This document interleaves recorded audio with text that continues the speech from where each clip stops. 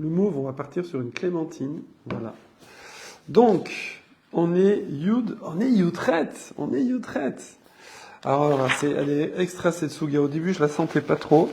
Mais c'est souvent comme ça. Et plus on rentre dedans, plus on la sent. Voilà. Donc, nous, on est toujours sur la Mishnah. Dan, ne t'inquiète pas. Je te fais un package. Voilà.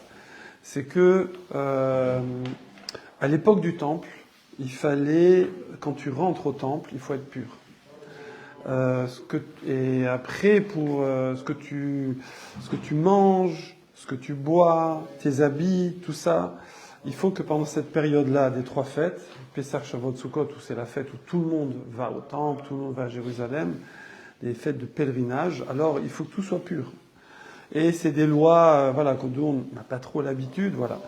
Et entre autres, il faut tremper ça il faut tremper les affaires au mikvé. Alors que ce soit tout se trempe au mikvé. Les habits, les meubles, la personne, voilà. Même l'eau, on peut la tremper au mikvé. Alors, du coup, mais ici dans la Mishnah, on nous a dit, il y a une marloquette Bet Shammai Bet Hillel.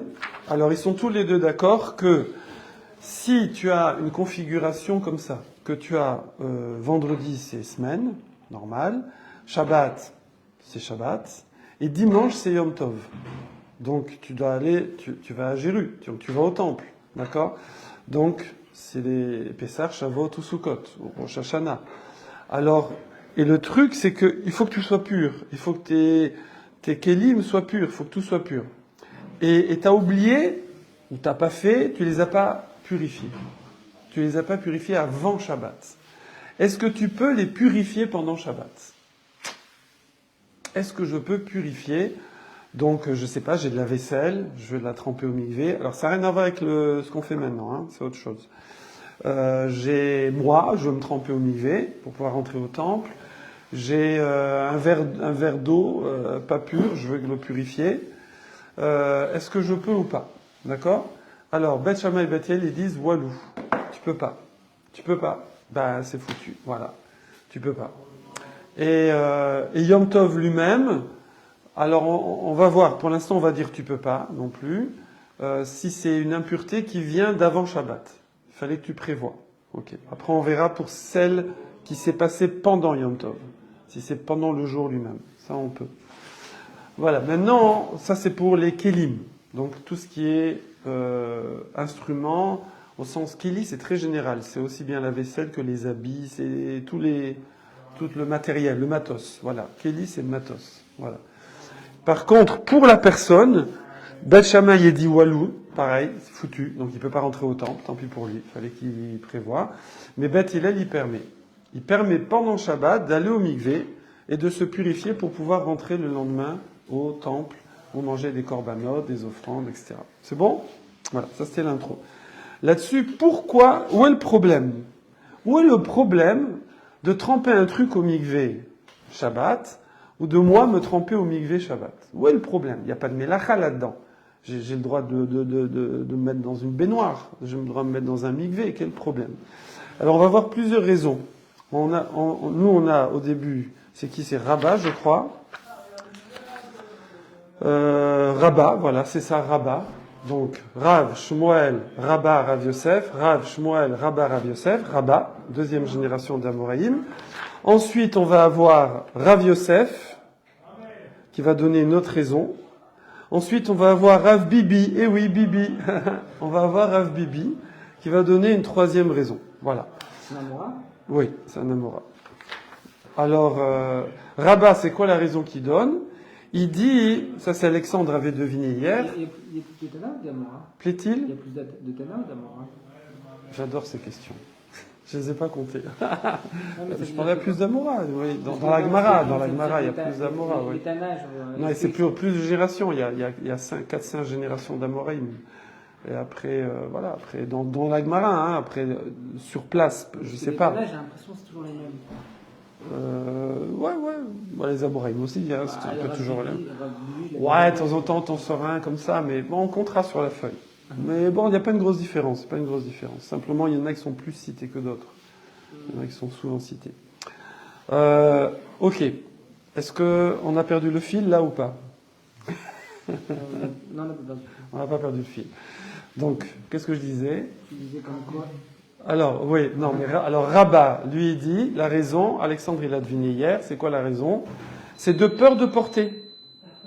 Quand tu es pris dans une mitzvah, de purifier tes kélim pour pouvoir être pur et faire la fête le lendemain Yom Tov au Beth Amikdash, eh tu risques de porter. Alors c'était marrant parce que c'était marqué de porter Arba Amot, de peur d'avancer de 2 mètres.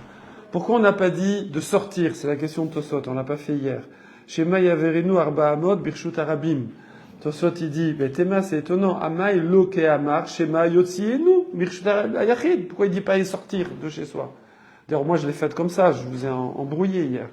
Parce que c'est aussi ça.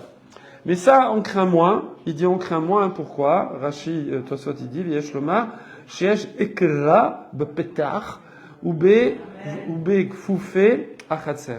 Non, parce que quand tu vas sortir de la porte, il y a la porte. Et sur le chatser aussi, ils mettaient des poteaux, etc. Donc tu dis, oh. C'est Shabbat, voilà. Par contre, quand tu es déjà dehors, tu vas dire le mikvé il était dehors, alors je sais pas que ton kéli il fait dehors, mais si tu es déjà dehors, alors t'as rien qui te rappelle qu'il faut pas porter. Voilà. Quand tu dis Aosek mitzvah, c'est quoi la mitzvah? Amen. Ici, de purifier, d'être pur. Parce que là, D'être pur. c'est Pareil le loulav, pareil le chauffard, pareil la megillah. On fait pas Shabbat. Alors normalement on devrait faire, mais on fait pas parce qu'on est occupé dans la mitzvah. Là c'est la mitzvah d'être pur, parce que c'est les fêtes.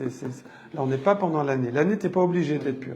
Donc le fait d'être occupé par le kéli, on pense plus à Shabbat, on pense plus au reste, c'est ça? Oui, le temps. C'est ça ce qu'il veut. Oui, c'est ça exactement. Okay. Moi je dois avouer que porter une montre Shabbat, il y a plusieurs chitotes, d'accord? On dit que Moshe Feinstein avait permis de porter une montre Shabbat. Mais beaucoup de poskim, ils disent que tu peux porter une montre Shabbat que si elle a un din de bijou, si elle a un statut de bijou. C'est-à-dire que tu la porterais même si elle marche pas. Faire joli, quoi. Bon, ça va pas, faut être un peu truc, mais c'est bon. les filles, ça. Hein? C'est les filles. Ouais, bon, disons, admettons, je sais pas, tu vas la faire réparer, etc. Mais bon, t'as l'habitude d'avoir ta montre, elle est belle, t'es là, c'est comme la gourmette, le machin. Ça leur fait un truc vraiment Non, joli, non, alors un petit peu doré, un petit peu truc, un peu, voilà. Bon, moi, je portais pas la montre. Et puis à un moment, j'avais besoin de voir l'heure quand je faisais des gros déplacements Shabbat.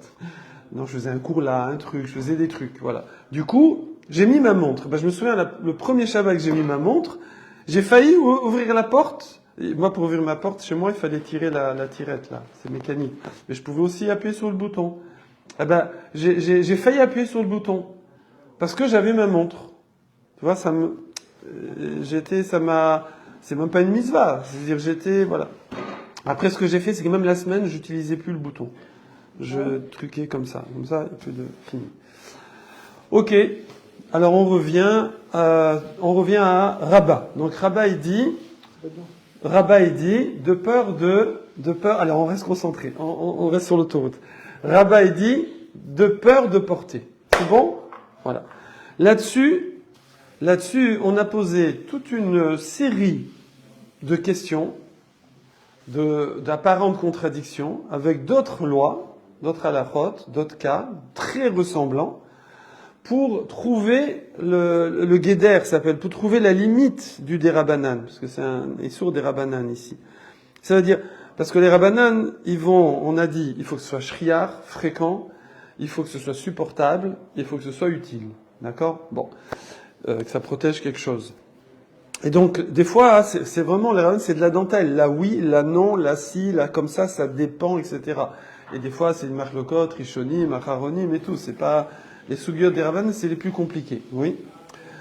Et donc, on a ramené plusieurs cas semblables, on va pas les refaire, mais où, on disait, alors, attendez, parce que, excusez-moi. Le problème, c'est que l'interdit,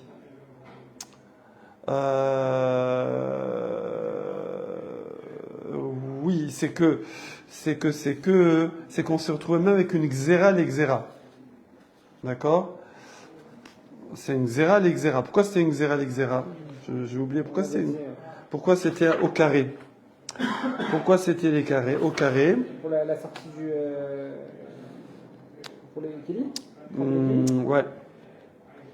Avant Madeleine, Véléta Manana. Parce que trembler déjà d'une, c'est autorisé. Donc ça fait 1. Ouais. Et de peur de porter. Et porter pendant Yom Tov, on a le droit de porter. Donc, ah oui, mais ça c'est Yom Tov, mais Shabbat, mais sur Shabbat.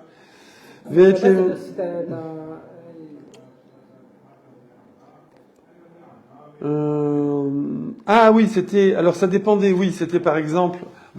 Oui, parce qu'on avait dit même si j'ai dans ma cour. Si j'ai dans ma cour, j'ai mon bord. Donc là, j'ai pas.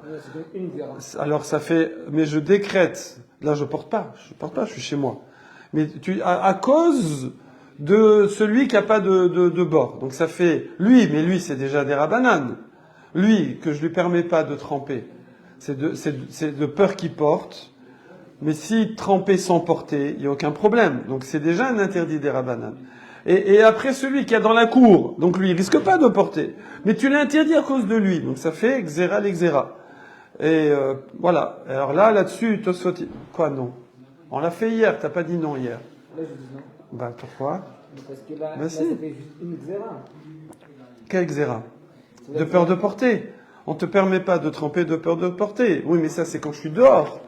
Mais si je suis chez moi, j'ai un puits chez moi, j'ai mon kéli, je fais ça, et tac, je bouge pas de ma chaise. Comme, moi j'aime bien des rabbinim sur YouTube, j'aime bien comment ils parlent. Dans ce cas de figure. Je te fais à la marocaine. Ça m'interdit. Tu vas faire, tu bouges pas de ta chaise. Ah, pourquoi? Oh, allez. Ça m'interdit. Hein? Non, ça fait 2. Ça fait 1. Non, c'est 2. Mais non, parce que tu interdis à moi de peur que lui, il fasse. Moi, j'ai aucun interdit. Moi, j'ai rien. T'as pas à m'interdire. Tu m'interdis à moi à cause de lui. Donc, ça fait au carré. Donc, ça fait xéra, l'exéra. C'est marat. Il n'y a pas de question. Par contre, toi, soit, il pose la fameuse question. Xéra, l'exéra. Mais on peut pas. Pareil, Yom Tov aussi. Yom Tov, t'as le droit de porter. Alors, pourquoi tu m'interdis d'aller tremper Yom Tov, ce qui était impur vendredi?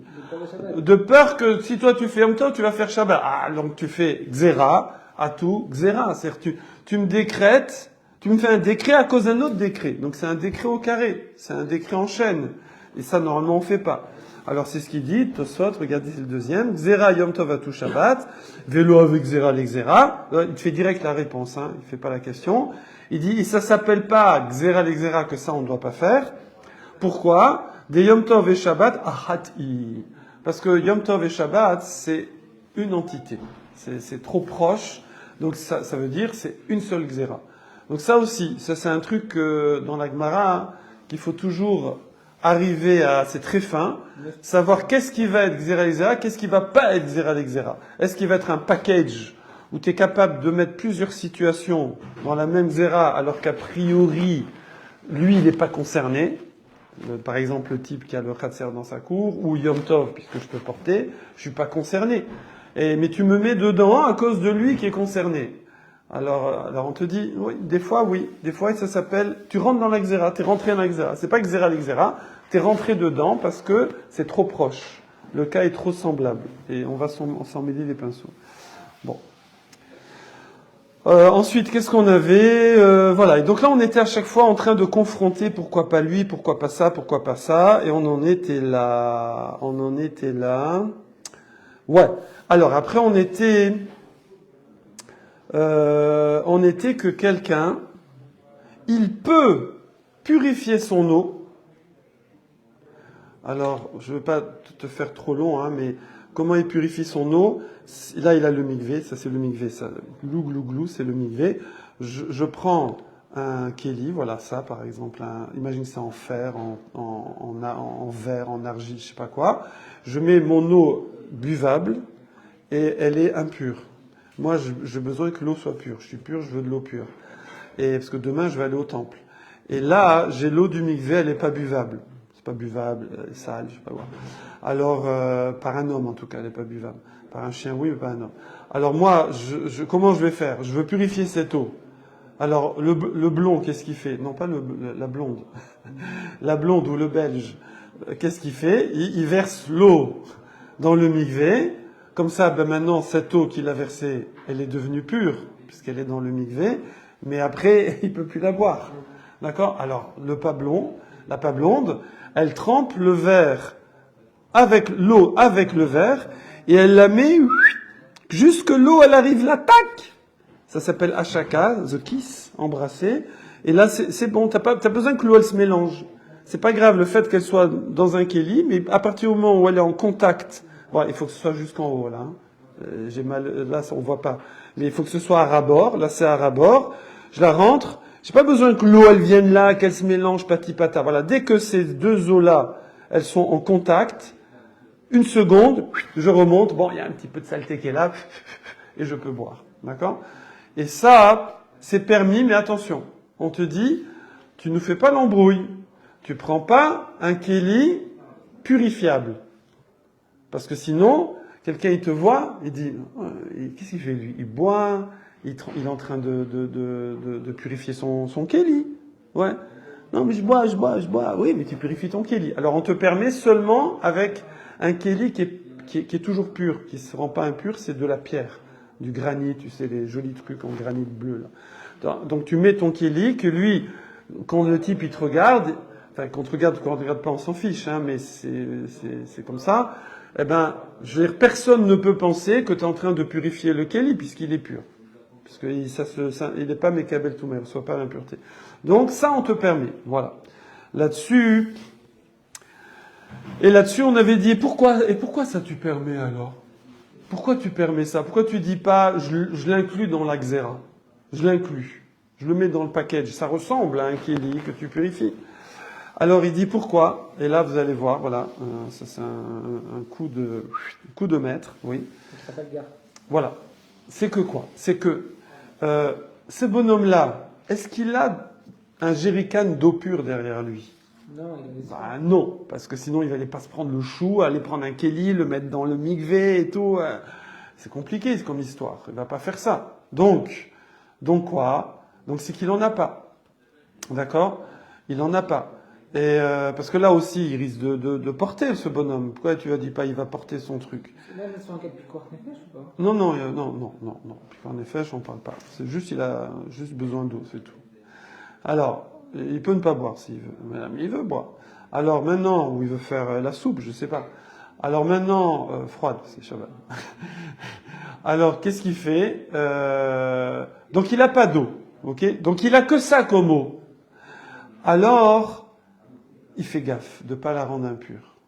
Ça veut dire qu'un type qui a pas beaucoup d'eau, et que c'est Shabbat, et que le lendemain c'est Yom Tov, et que le type, il a besoin que son eau reste pure, il va faire gaffe. Donc pour arriver à la situation où son eau est impure, c'est vraiment un traloued, c'est vraiment un loser. C'est un type très rare. Donc c'est pas shriar, donc on ne décrète pas. Ça veut dire que cette situation-là, où quelqu'un va en venir à prendre un kéli en pierre pour aller purifier un peu d'eau, c'est une situation tellement rare qu'on ne l'a pas inclus dans le décret. Et ça, on va retrouver, nous, des fois dans des rabbanan, où on va dire, tiens, c'est bizarre, mais ça ressemble comme 2 gouttes d'eau au décret, pourquoi lui, il n'est pas concerné? Non, parce que c'est rare. Hein? C'est un tumble. Ouais, parce que c'est exceptionnel. On fait pas, les reines font pas les décrets sur des choses exceptionnelles. Il y a plein de choses où nous, d'après notre tête, on aurait dit, ben là, il faut décréter et tout. Il dit non, parce que ça n'arrive pas. Ça arrive très rarement. On ne fait un décret que sur des choses fréquentes. C'est pas fréquent, c'est pas fréquent. D'accord? Heureusement qu'il y a ça, hein, parce que dans la cache-route, dans la cache-route, ce serait très compliqué de manger cachère avec les petites bestioles, les machins, tout ça et tout. Ce serait très compliqué. Pas au niveau Minatora, mais au niveau des rabbanan, il y a des tas d'interdits des rabbanan dans la cache-route. Heureusement que quand c'est pas fréquent, il n'y a pas. Parce que, une fois par exemple, j'ai acheté des poissons surgelés avec la peau. Ouais. Mais il y avait une petite bestiole, des petits mollusques collés à la peau. Et j'ai remarqué, donc c'était pas cachère. Et donc si tu cuis tout ça, voilà. Donc j'ai demandé à Rav Benyeta tout ça, il m'a dit non mais attends, frérot, on n'a jamais vu ça quoi. C'était le premier à avoir vu un truc sur de la peau comme ça vendu en surgelé quoi.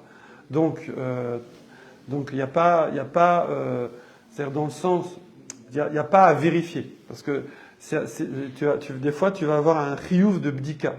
Tu vas avoir un chiyuv, comme par exemple, est-ce que je vais tamiser ma farine ou pas? Alors, il y a des moments où on dit oui. Alors, en Israël, on tamise parce qu'il fait chaud, il y a des trucs. En France, par exemple, à un moment, on tamisait, à un moment, les rabbinim me dit ça y est, on est sorti du décret, c'est plus assez fréquent, vous n'êtes pas obligé de tamiser la farine. Mais il y a une fille, je ne vais pas la citer, mais au local, quand elle fait des gâteaux tous les jeudis soirs, venez le jeudi soir, on l'a mis Saint-Mandé, et elle tamise la farine, parce que dans sa famille, on tamise la farine. Je lui ai dit, mais ça y est, non, ça y est, fini, il n'y a plus. Quand tu vois que ça fait 5 ans que tu tamises et que tu n'as rien trouvé, au bout d'un moment, tu arrêtes de tamiser. Voilà. Si ça revient, on retamisera. Okay. Pareil les fraises. Voilà. Oh mince, j'ai rien dit. Alors, voilà que des fois, à un moment, ils ont dit, faites gaffe, derrière les petits, c'est le fruit en fait, les petits trucs, il y a des bestioles qui se planquent. À un moment, il y a des bestioles variores comme ça, qui résistaient à tous les insecticides et qui se planquaient derrière. Donc il fallait éplucher les fraises. Voilà. Je ne sais pas où ils en sont maintenant, mais à un moment, ils ont dit non, ça y est, on peut remanger les fraises sans les éplucher, juste la laver à l'eau savonneuse et ça suffit. Ok. Alors, étivé. Alors, nouvelle objection. Encore une fois, on va comparer un cas où il n'y a pas de décret, on peut purifier, avec notre cas à nous où on ne peut pas. C'est bon? Hein, c'est toujours pareil. C'est bon, Alexandre? Oui, donc je le redis. De nouveau, on va ramener un cas où on peut purifier. Encore une exception, quoi. À chaque fois, on ramène que des exceptions. On dit, il n'y a pas, on va faire toute la collection. Bon, on a presque fini. Hein. Voilà, c'est pas rentré dans la xéra. Ok? Nous, il y a une xéra de base qui est, tu trempes pas au mikvé pour purifier tes kélim. Voilà, ça tout le monde est d'accord. Beth Shammai, Beth Hillel. Alors on dit, ok, super, on a expliqué pourquoi, d'après Rabat, c'est à cause de portée. On va voir d'autres raisons après. Maintenant, on passe au peigne fin, tous les trucs qui ressemblent à ça. D'accord? Donc on a vu purifier de l'eau, on a vu quelqu'un qui a son mikvé dans la cour, on a vu si c'est Yom Tov, tu peux porter, et à chaque fois on a expliqué pourquoi eux ils sont restés en dehors de la xéra ou pas. C'est-à-dire lui il y est, lui il y est pas, lui il y est, lui il y est pas. Maintenant il y en a un qui est pas. Mais quand tu dis tout à l'heure, Mince, on va pas perdre le fil là parce que je viens de refaire un récap. Non, c'est par rapport au sujet. Ouais. Par exemple, tout à l'heure, quand tu dis par rapport à Xéra, là, de celui qui fait Meshika avec le truc en pierre. Ouais. Donc, il n'y a pas besoin d'avoir un kéli en pierre. Si t'es pas en pierre, c'est foutu. Ah, ok. Il y a que le kéli en pierre qui est pas dans la xéra. Ben, le kéli en pierre, il est en dehors, il est resté en dehors. Et on a expliqué pourquoi, parce que c'est pas fréquent. Okay. D'accord? Mais par contre, les kélis pas en pierre, foutus. Ils sont dans la xéra. Ah, ok. D'accord? Franchement, il n'y a aucune différence. Si tu as peur que je porte, parce que c'est un kéli en pierre ou un kéli en fer, je vois pas, c'est la même crainte que je risque de porter le kéli. D'accord? Oui, mais le kéli en pierre, c'est une fois tous les 10 ans. Donc, on l'a pas mis dans le décret. Le kéli en fer, c'est tous les jours, enfin, c'est tout le temps. C'est le kéli qu'on utilise en fer, en ce que tu veux. Alors, ça, oui, c'est dans le décret. Voilà. C'est très fin, hein, mais voilà. Deuxième, où es-tu, Raphaël? Bah, c'est Rosh Chodesh, je crois. Ah ouais, c'est ça. Bokertov, Natacha et Yentel. On a une majorité de filles actuellement en ligne. Alors, étivé. Alors là, encore un cas qui n'est pas dans le décret. Où on a laissé, on peut, c'est quoi? C'est quelqu'un, il a un puits. Le puits, avec de l'eau pure, utilisable, buvable, je sais pas. Il a besoin d'eau. Donc qu'est-ce qu'il fait? Ben, il va descendre le seau. Vous savez, vous imaginez le puits là, le joli petit puits avec le machin. Il y a le petit seau avec la corde et lui, il descend son puits, il puise de l'eau et il remonte son seau, d'accord? Mais alors ça s'appelle être dolé de madlé. Il le puise. Non, pas do. Non, pas guédo, do. Alors, Daline, voilà. Et Delhi, c'est en Inde ça, Delhi. Delhi, c'est un seau, c'est un ustensile qui sert à puiser, un puiseur, oui. Eh bien, il y a marqué, il y a marqué, alors c'est Abaye qui demande ça, Etive, Madeline, Bedeli, Tamé, Veu Taor. Oh! Quelqu'un, il avait un seau impur, en fer par exemple, accroché à sa corde, il a puisé de l'eau, donc il l'a plongé dans le puits, qui sert de mikvé aussi, hein. Un puits de base c'est un mikvé, et puis il a ressorti le seau pour prendre de l'eau, pour faire ce qu'il veut, je sais pas, sa toilette, boire je sais pas quoi. Et le truc c'est que le seau, bon, si vous suivez, ben le seau il s'est purifié. T'as purifié le seau en passant, frérot. T'as purifié le seau. Et on te permet de faire ça. On te permet de faire ça. J'ai une question. Oh non, attends, je finis ça d'abord. Je t'en supplie. Parce qu'après, moi, j'arrive, je reprends. Là, mais c'est plus compliqué. Alors, il dit, non, pourquoi Nixor, Dilma, Athé, Léad Boulé, Béné. Dis-moi, peut-être que c'est une astuce pour purifier son seau. On te dit non, Shane Atam, c'est différent. Pourquoi? Mitor, chez l'eau, outra l'eau, et là, aliédé d'alio, alors, zachour ou. Parce que là, tu lui permets seulement de puiser avec le seau qui sert à puiser. T'as pas mis un kéli spécialement. En plus, c'est pas la même opération. Quand tu veux faire HKA, il faut que tu mettes de l'eau à ras-bord et que tu le mettes comme ça. C'est une opération un peu spéciale. Par contre, quand tu balances ton seau dedans, même si le seau, il se met qu'à moitié, c'est pas grave. Toi, tu veux juste attraper de l'eau, c'est tout. Après, il se trouve que le seau a coulé. Il a coulé. Et donc, il est devenu pur. Ok? Mais t'étais pas obligé de faire comme ça. Donc, tu sais que ta manip, c'est qu'on t'a permis de puiser, c'est tout. Alors, tu sais que tu es en train de puiser, les gens te voient faire et ils disent non, mais il est en train de puiser. Donc, il n'y a pas de lieu que ça dérape. Voilà, je t'écoute. Ok. Bah, c'est juste pour savoir, pour la villa des Kélim. Oui. Ok. Il n'y a pas besoin d'avoir ni de conscience ni de bracha. C'est-à-dire, si on jette dans l'eau, dans la mer, on les ressort, sans avoir voulu les. Très bonne question. Très bonne question. Très bonne question. Très bonne question. Alors, ce n'est pas exactement. Oui. Qu'est-ce que on jette dans le. Mais nous, de nos jours, ça n'a rien à voir, on a dit. Le qu'on trempe au mikvé, c'est pas pareil. C'est pas la même chose. Nous, on trempe, c'est autre chose. C'est quand on a acheté un kéli d'un Eno Yehudi et qu'on veut le passer dans la Gdusha de Yehudi, comme une conversion, si tu veux, c'est pareil.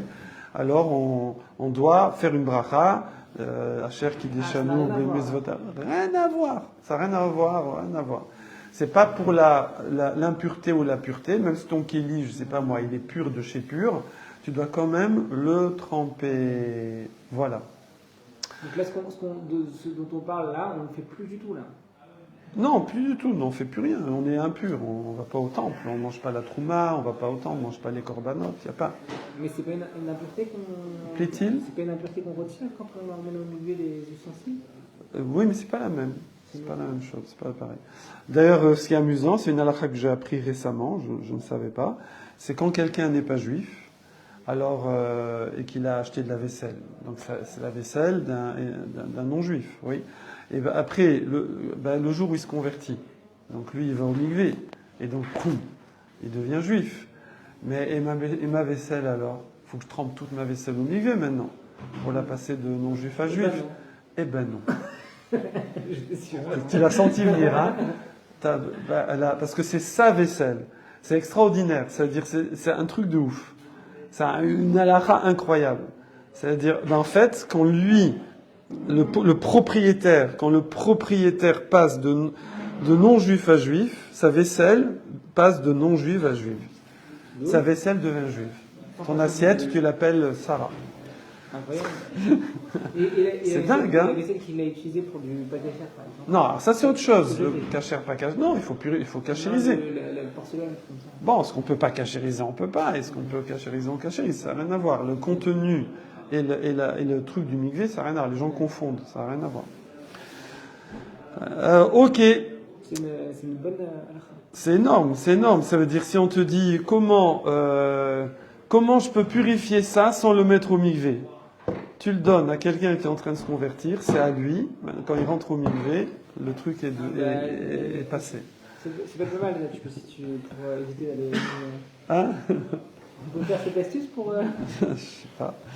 Alors, donc, cas suivant, étivé.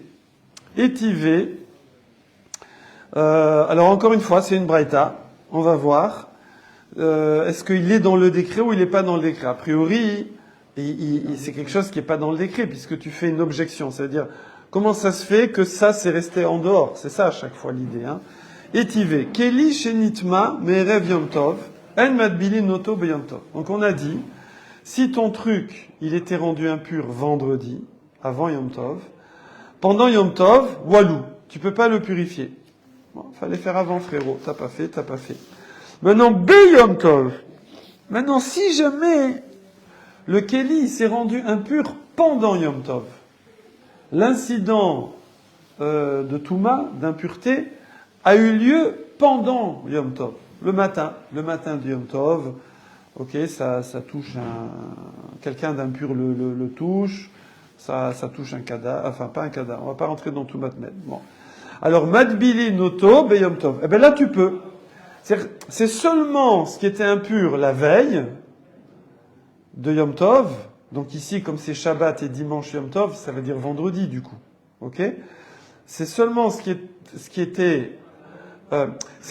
était impur à un moment, attends, vous y êtes, attention, à un moment où tu pouvais le purifier, que si tu l'as pas purifié, c'est foutu. Mais si c'est devenu impur pendant le Yom Tov, je pouvais pas le purifier avant Yom Tov, puisque c'était pur déjà. Il était pur avant Yom Tov. C'est juste qu'il a perdu son état de pureté pendant Yom Tov, je le rétablis. Alors là, tu peux. T'as le droit. Madbili noto beyom tov. Oh. Alors là, c'est un truc de dingue. Et là, je dis pas, c'est vrai que c'est Yom Tov. Alors nous, on est toujours dans Rabat. Hein. Rabat, c'est de peur de porter. Mais de toute façon, on est dans Yom Tov. Mais nous, on a dit, si je vois quelqu'un qui est en train de se trimballer avec ses casseroles Yom Tov, tali popette, il va au mikvé et il trempe. Et il trempe pour les purifier. Ok, à l'époque du temple, on est à l'époque du temple, hein, rien à voir avec tremper maintenant. Donc, il est en train de casserole. On a dit, il risque de le faire Shabbat. Mais là, non, le bonhomme, il se trompe pas. Comment ça se fait? Pourquoi tu l'as... Moi, je dis, je mets là dans le décret, ça. Mets dans le package. Mets dans le package. Si t'as un truc qui est en train d'utiliser ou comme ça. Mais alors, tu dis, on va voir. On va voir. Veimeta. Or, si c'était cette histoire-là de peur de porter, comme a dit Rabat, Nixor, de Yom Tov, Atou, des Rev Yom Tov. On devrait décréter le cas où ça s'est rendu impur pendant Yom Tov à cause du cas où c'était impur déjà avant Yom Tov. Le mettre dans la famille, dans le package. La Gemara répond, Rabat il répond, non. Touma beyom tov, milta delo shrichai. Pareil. Alors nous, évidemment, on vit pas ça parce qu'on n'y est pas. Mais il faut savoir qu'à l'époque, Ça veut dire quoi? Mot à mot, traduction. Touma beyom tov. Quelque chose qui devient tamé pendant Yom Tov. Milta delo shrichai, c'est pas fréquent. Ou milta delo shricha, logaz roubé rabanan. Quelque chose qui est pas fréquent, on fait pas de décret. C'est un peu la même raison que tout à l'heure avec l'eau. Un type, quand il est déjà dans Shavuot, il est déjà dans Pessar, il est déjà dans Sukkot, il sait qu'il doit rentrer au temple, il sait qu'il doit être pur, que ses kilim doivent être purs, ses habits doivent être purs, sa vaisselle doit être pure, ce qu'il mange doit être pur. Donc le type, il est omnubilé par ça. Donc c'est très rare qu'il arrive un incident d'impureté pendant Yom Tov, parce que les gens font hyper gaffe. Ça, faut savoir que nous, voilà, c'est un truc qu'on fait plus. On fait plus attention à la pureté et l'impureté. Nous, on n'imagine pas ce que c'était de vivre avant comme ça. C'est-à-dire que les gens, c'était des tas de lois. C'est-à-dire, en fait, je veux pas, on va pas trop disserter là-dessus. Mais si vous voulez, un juif dans sa journée.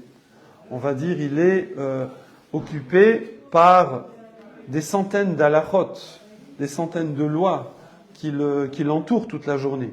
Alors, je parle pas des tfilines, ça, bon, il a fait le matin, le talit, voilà, il a fait la tfila, il a fait quoi, évidemment, il mange kasher au moment où il mange. Ok, mais Mais après, je veux dire, de pas voler, c'est toute la journée. De pas avoir des mauvaises pensées, c'est toute la journée. De pas regarder des trucs qu'il faut pas regarder, c'est toute la journée. De pas mentir, c'est toute la journée. Il y a des trucs, toute la journée, tu dois être... Bon, après, on prend l'habitude. On n'a pas besoin, c'est automatique, c'est des automatismes.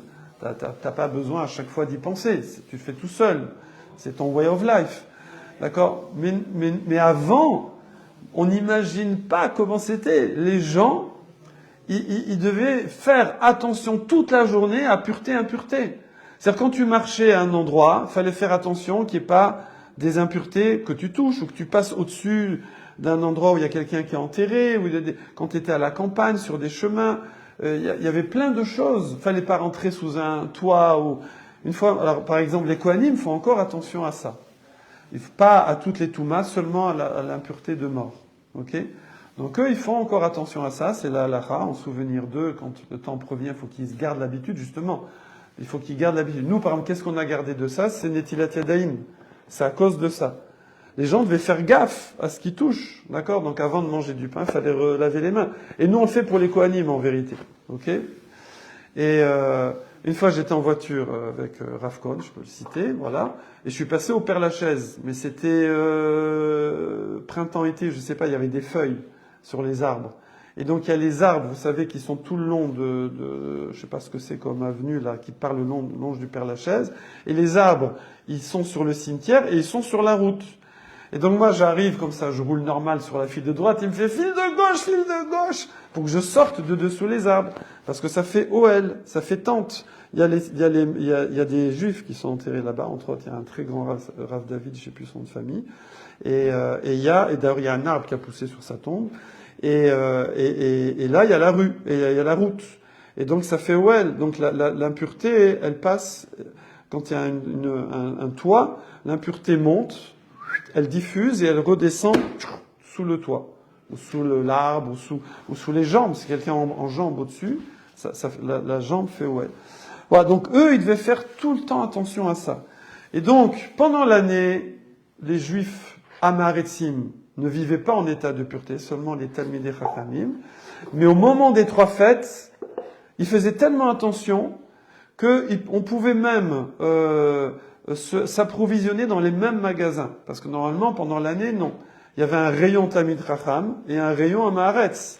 Parce que le Théon Talmid Chacham, ou les Kohanim qui doivent rester purs, alors ils peuvent pas aller au rayon où les gens ils mettent leurs doigts, ils touchent, ouais, c'est mûr, c'est pas mûr, comment ça va toi? Ils postillonnent, etc. Donc il fallait un rayon spécial, oui. Et ils goûtent, etc. Ils prennent le truc, ils remettent dedans, voilà. Donc il y avait un rayon spécial. Mais au moment des 3 fêtes, tout le monde était pur. Tout le monde se mélange, tout le monde se dit bonjour, se postillonne dessus, au même rayon. Bon, j'exagère, vous avez compris le truc. Voilà. Donc c'est pour vous mettre un petit peu dans le contexte de l'époque là. Donc ça, c'est pas fréquent. Un accident d'impureté pendant Yom Tov, rarissime. Donc on ne décrète pas. Toujours la Gemara. La Gemara demande autre étivé. Nouvelle objection. Encore une fois, un truc qui a échappé au décret. On veut comprendre pourquoi il a échappé au décret. Étivé. Objection. Et on ramène une braïta. Keli chez Nitma Beavatuma. Donc, j'ai un Keli. Il est impur, c'est dont on parlait dans la Mishnah. Mais là, on nous découvre un truc qu'on n'avait pas dit. C'était pas dit. Maintenant, on le sait. C'est qu'en fait, on parlait d'un Keli qui est Avatuma, qui est père de Touma. Ça veut dire, il n'est pas Vlad, il n'est pas enfant. Ça veut dire, c'est le Rishon, c'est le premier, the first. Vlad, c'est enfant, un Vlad. Yeled, Yeladim, les enfants. Lida, Ayom, Yom Uledet, Ayom, le jour d'anniversaire. Vlad, c'est l'enfant. Donc, En hébreu? Oui, en hébreu, oui. Donc, le Vlad, c'est la deuxième génération. Avatuma, c'est la génération, la source de l'impureté. D'accord? Donc, voilà. Quand on dit Av-Beddin, ça veut dire quoi? Av-Beddin, c'est le père du Beddin. Voilà. Et là, c'est le père de la Touma? C'est le père de la Touma. C'est-à-dire, lui, il va transmettre. Donc, après, celui qui reçoit, il est enfant. C'est le Vlad. Donc, t'es plus en 1, t'es en 2. C'est en niveau 2, c'est plus bas. Alors ça, c'est des Rabbanan. Minatora, c'est 1. Et les Rabbanan ont rajouté 2 pour le profane. Ils ont rajouté 3 pour la Trouma. Et ils ont rajouté même niveau 4 pour les corbanotes. D'accord? Donc tu as 1, 2, 3. Enfin, pardon, ils ont rajouté 1, oui, ouais. 1, 2, 3. Ils ont rajouté à chaque fois un niveau. Ok? Donc tu as Av 1, Av 1, 2, Av 1, 2, 3. Et tout transporte la Touma? Plaît-il? Non, on a vu la pierre non, par exemple. D'accord? Il y a des trucs que oui, des trucs que non. Il y a plein de trucs qui peuvent être blagues. Oui, il y a des choses. Bon, non, la plupart des choses, c'est Mekabel Touma. Okay. Alors, et donc on nous dit, en vérité, la Mishnah, ce qu'elle avait interdit de tremper, c'était des Avatouma. Donc des choses qui ont reçu la Touma eux-mêmes. Mais si c'est des choses qui ont reçu la Touma par un Avatouma, donc qui sont déjà de niveau 2, ouais, alors, Vladatuma, Madbili Noto Beyom Tov. Tu peux tremper, Yom Tov. Tu peux tremper. Ah, bah alors je comprends pas, mais t'as pas peur qu'il porte? Mais là il va porter, il faut qu'il porte, c'est toujours le même problème. Il faut qu'il porte pour aller tremper ça au mikvé.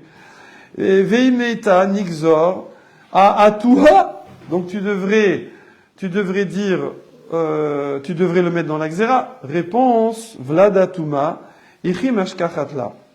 Attends. Un Vladatuma, chez qui tu trouves? Où il va devoir tremper. C'est seulement chez les Kohanim. D'accord? Parce que eux, ils mangent la trouma.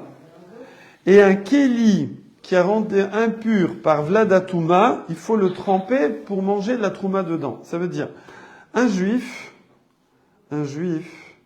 pas Kohen. Donc on est sur du profane. Ouais, oh, Raphaël. On est sur du profane, ouais.